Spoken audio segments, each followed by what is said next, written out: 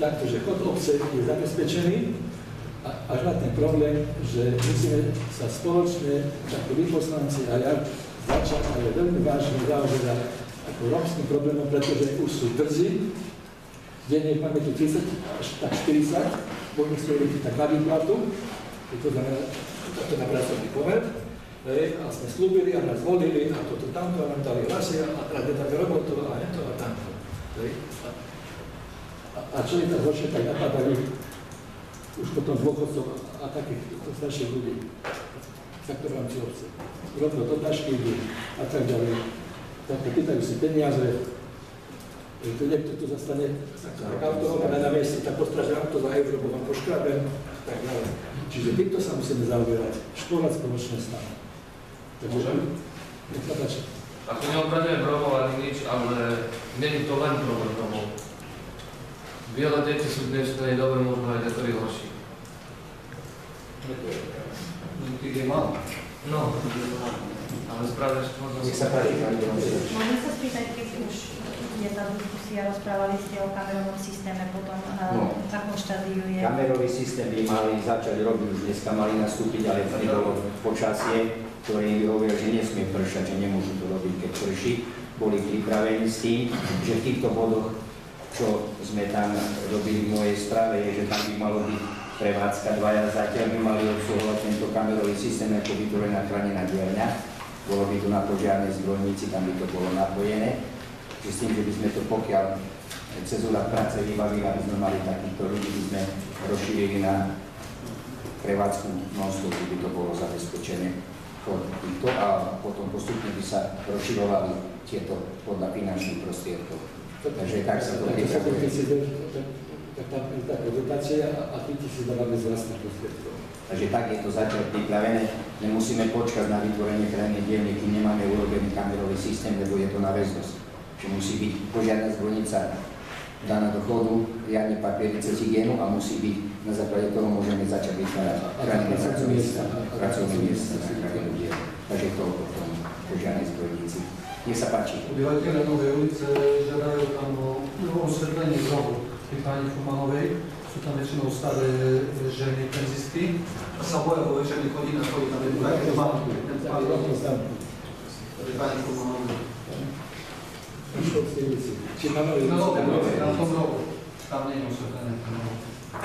Však toto myslím volať na tej tom, že ideme riešiť osvetlenie, lebo treba svetý riadok nie je osvetlený, hej tam tieto časti, ktoré nie sú, že toto musíme poriešiť.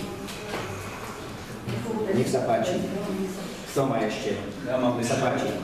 Výrub stromu na cintoríne. Bol som bombardovaný každé zastupiteľstvo ohľadom výrubu stromov. Teraz už je povolenie, neviem prečo sa to bolo. Výrub stromov sa začne, neviem, či po Veľkej noci majú odsúhlasené, že do 15. apríla je dohodnuté, že môžu už mali prísť títo, lebo je to spojené so s týmto, že majú vyrezávať aj hore tam pri aj 20 kusov týchto červených strek, čo ohrozuje tam dom. Táto perca je chvíľa. Jedne hore. Takže napríklad si takto vyrú ako 20 týchto strekov a potom tá vypá. Už máme aj papiere na stole, že koľko všetko bude stať. Takže oni už by mali nastúpiť tým, že zapojíme i my aktivačne tieto veci, že by sa to dalo do poriadku. Ďalej, prosím. Ešte bude bod rôzne, áno? Samozrejme. Takže tento bod môžeme ukončiť a pristúpiť k bodu rôzne. Áno? Nech sa páči. Ja mám do rôzneho. Pán Špánik už načrtol. A to bod číslo 13 z minulého zasadnutia. V zápisnici sa neobjavilo to, čo vyjadril pán starosta, a potom sa to objavilo vlastne čo. Ja by som chcel, tí, ktorí overovateľia boli, pani Kocvanová a Kalafus, že v podstate jednoduché zápisnicu čítať a potom takýmto spôsobom overiť a nie len jednoducho prísť podpísať a extratovať. Takže nebudem sa o tom dohadovať. Jednoducho v zápisnici to nebolo, tak ideme. Ja si myslím, že keď si naštudujeme, si pozrieme do zápisnicu, tak asi sú voľné študované. Keď si niečo podpisujú, tak asi je niečo naštudované. No tak asi nie, lebo toto sa v zápisnici nevyskytne, takže v tomto smere Ja nechcem potom z celky vidieť, že sa niečo povedalo a v zapisnici to nie je. To je k tomuto. A čo sa týka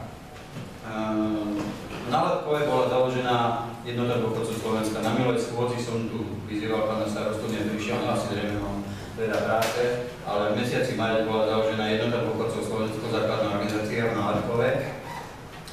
Táto ešte oficiálne, no hoci zakladajúca členská schôdza už prebehla, ale ešte musí overiť toto krajský a kraj a Slovensko a tým pádom budeme, ja potom oficiálne prídem za pánom starostom a poviem ohľadom. To bolo to 13. ste konali marca, myslím, hej? Na to celkom zabudol, až tak nástupca mi povedal, že ste tam boli vtedy. Takto ste ma tu pozvali, takto 23. bol zastupiteľstvo. Ja som vás oficiálne pozval na zastupiteľstvo, to znamená, že...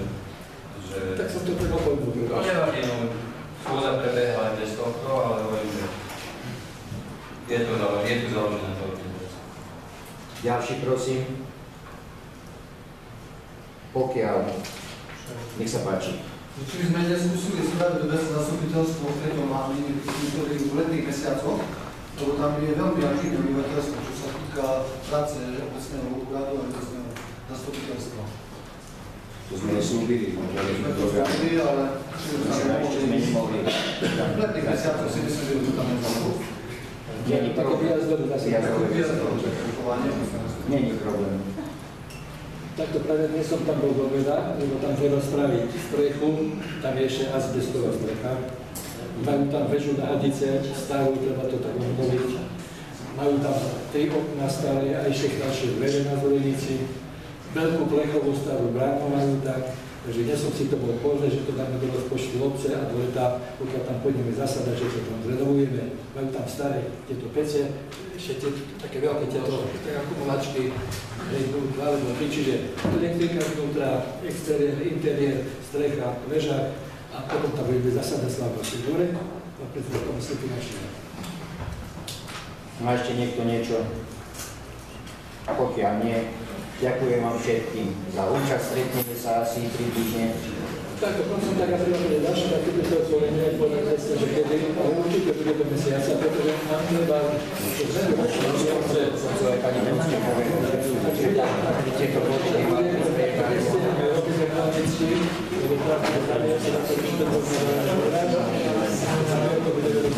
tam by malo byť schválené potom aj tie peniaze, zmene rozpočtu. Tam to bude, začne bude príprava zmena rozpočtu. Takže vám ešte raz ďakujem.